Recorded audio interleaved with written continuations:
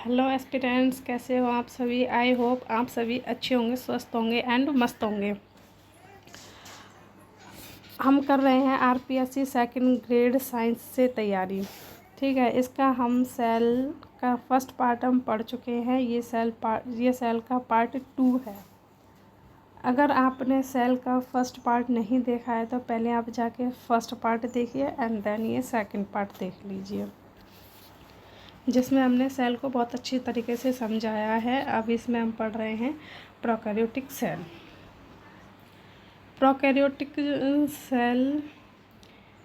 Prokaryotic cell पूर्व केंद्रीय कोशिका। प्रो का मतलब होता है प्रिमिटिव एंड कैरियो का मतलब होता है न्यूक्लियस।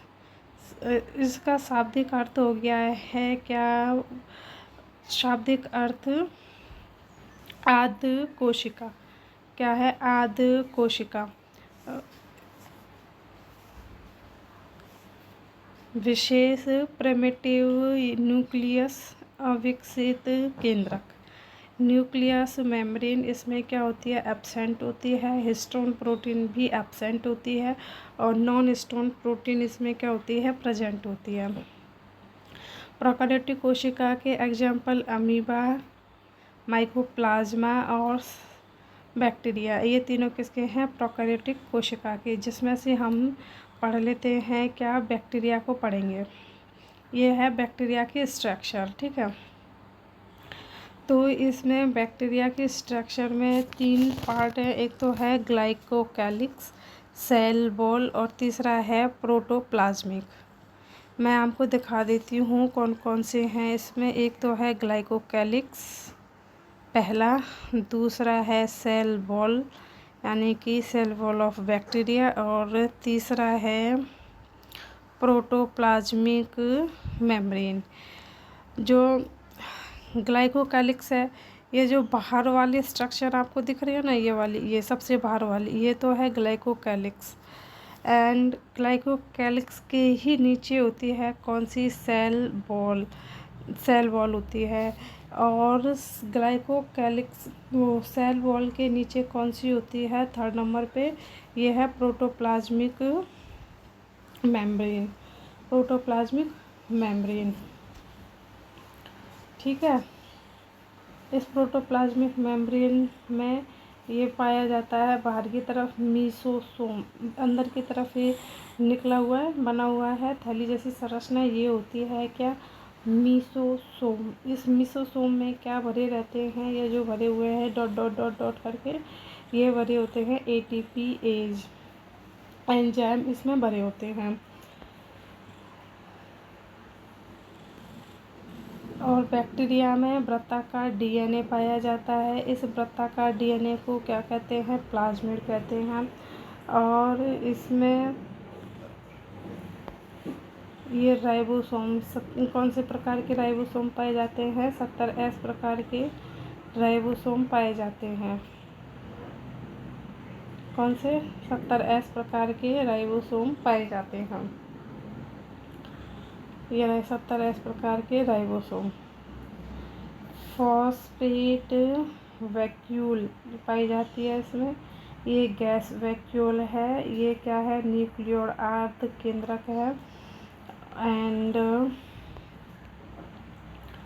ये प्रोटोप्लाज्म है अंदर, ये वाला, ये जो है ये प्रोटोप्लाज्म है। ठीक है,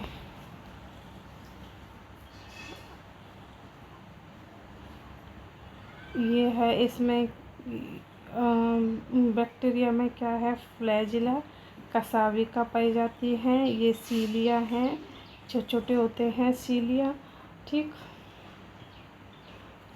अब देखिए क्या क्या बताया, एक बार फिर से बता देती हूँ क्या क्या चीज़ बताई है मैंने।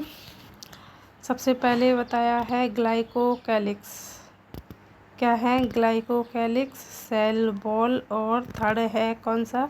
Protoplasmic membrane. ठीक है, प्रोटोप्लाज्मिक मेम्ब्रेन है। और इसमें बताया मैंने सीलिया, और ये हैं फ्लैजिला। सीलिया तो छोटे होते हैं, फ्लैजिला थोड़े बड़े होते हैं। ठीक, सीलिया जो है सिलिया क्या करता है, पूरी माध्यम को भी मूव कराता है और सेल को भी मूव कराता है, और जो फ्लैजिला है वो सिर्फ सेल को मूव कराता है। ये हम तुम्हें आगे की क्लास में बताएंगे, अभी आप इतना ही याद रखिए। और इसमें 70S प्रकार के ये राइबोसोम्स पाए जाते हैं, वृत्ताकार DNA पाया जाता है, और ये क्या है, मीसोसोम पाई जाती है जीवाणु में, और इसमें क्या भरे जाते हैं, एंजाइम्स भरे होते हैं। ये जो मीसोसोम है इसको क्या कहते हैं, जीवाणु का माइटोकॉन्ड्रिया कहते हैं, क्योंकि ये वही कार्य करती है जो माइटोकॉन्ड्रिया करता है। ठीक है, अब हम नेक्स्ट पे चलते हैं। नेक्स्ट में क्या है, प्रोकैरियोटिक कोशिका के घटक। कि प्रोकैरियोटिक कोशिका पर क्या क्या पाया जाता है। सबसे पहले पाया जाता है उस पर आवरण। आवरण किसका है, प्रोटेक्टिव एनवलप, सुरक्षात्मक आवरण, ग्लाइकोकैलिक्स आवरण। ये जो ग्लाइकोकैलिक्स हमने जो पहला वाला पढ़ा था ना, ये वाला, ये देखिए, ये जो पढ़ा था ये है ग्लाइकोकैलिक्स, ये जो पढ़ा है ग्लाइकोकैलिक्स, ये कौन सा आवरण है, प्रोटेक्टिव आवरण है ये प्रोकैरियोटिक में। ठीक है, तो ये प्रोटेक्टिव आवरण है, प्रोटेक्टिव एनवलप, सुरक्षात्मक आवरण कौन सा होता है, ग्लाइकोकैलिक्स होता है। ग्लाइकोकैलिक्स के कितने पार्ट होते हैं, 2। कौन कौन से, एक तो कैप्सूल होता है, और कैप्सूल कब कहते हैं इसे, यदि यह परत कैसी हो, दृढ़ हो तो इसे कैप्सूल कहते हैं, और यदि यही ग्लाइकोकैलिक्स की जो परत है वो कैसी हो, पतली हो, यानी कि ढीली ढाली सी हो, कवरिंग ढीली ढाली हो, तो इसे कहते हैं स्लाइम लेयर, अवोपंक कवक। ग्लाइकोकैलिक्स नेचर में कैसी होती है, फिजी लाइक स्ट्रक्चर होती है, फिजी होती है, जेल लाइक स्ट्रक्चर होती है। और जो ग्लाइकोकैलिक्स है वो किससे मिलकर बनी होती है, प्रोटीन प्लस शुगर से मिलकर बनी होती है। इसका निर्माण ग्लाइकोप्रोटीन से होता है, प्रोटियोग्लाइकन्स से होता है, और ग्लाइकोलिपिड्स से होता है।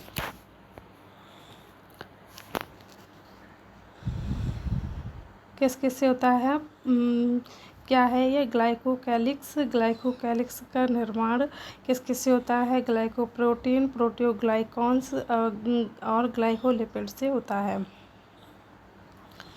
ग्लाइकोकैलिक्स जो है उसके फंक्शन फॉर बैक्टीरिया के लिए ग्लाइकोकैलिक्स क्या कार्य करती है, protect to the external factors, यानी कि जो बाह्य कारक हैं उनसे रक्षा करती है, सेल सिग्नलिंग में सहायक होती है, इम्यूनिटी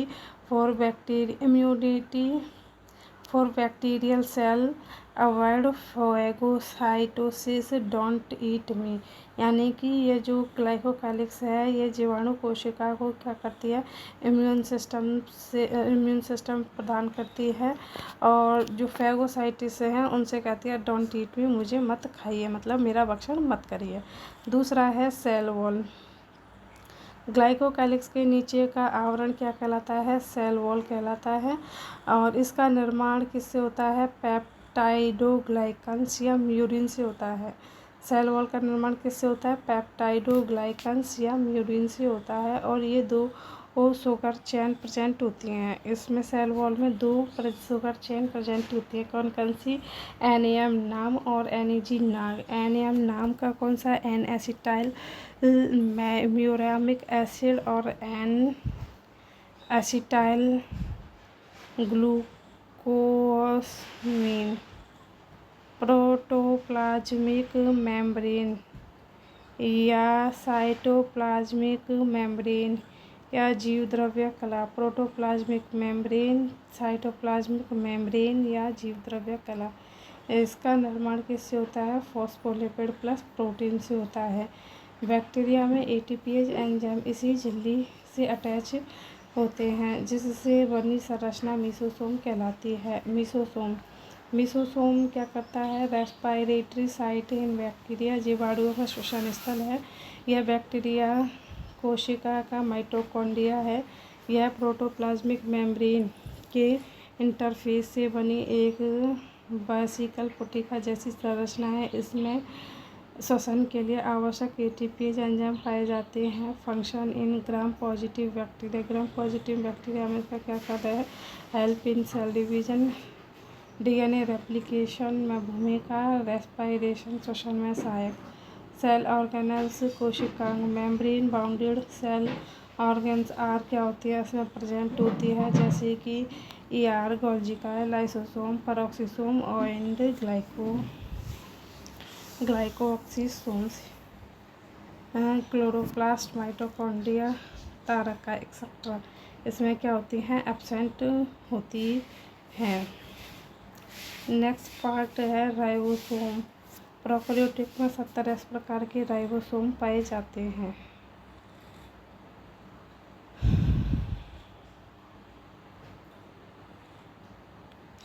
जो 70 प्रकार के राइबोसोम हैं वो 70 प्रकार के राइबोसोम किस प्रकार से पाए जाते हैं? 30S स्मॉल यूनिट होती है और बड़ी यूनिट होती है 50S। इससे 30 + 50 करके 80 नहीं करना है, ये इनका अपसाधन गुणांक है। एस का मतलब है श्रेणीवर्ग यूनिट है, तो एस का मतलब 70S है और 70S राइबोसोम पाया जाता है। 70S राइबोसोम 2 छोटी उपइकाइयों से मिलकर बनाता है। छोटी तो होती है 30 और बड़ी वाली को कहते हैं कौन सी होती है? 50S की होती है। और जो 50S है उसमें 30S में 16S RNA plus 2 ribosomal protein पाए जाते हैं और 50S राइबोसोम में 5S और 23S RNA और 34 राइबोसोमल प्रोटीन प्रेजेंट होती हैं।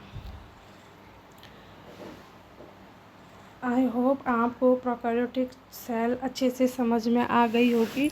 एंड अब हम कल पढ़ेंगे यूकैरियोटिक सेल। तब तक आप चैनल को लाइक, शेयर एंड सब्सक्राइब कर दीजिए। Thank you.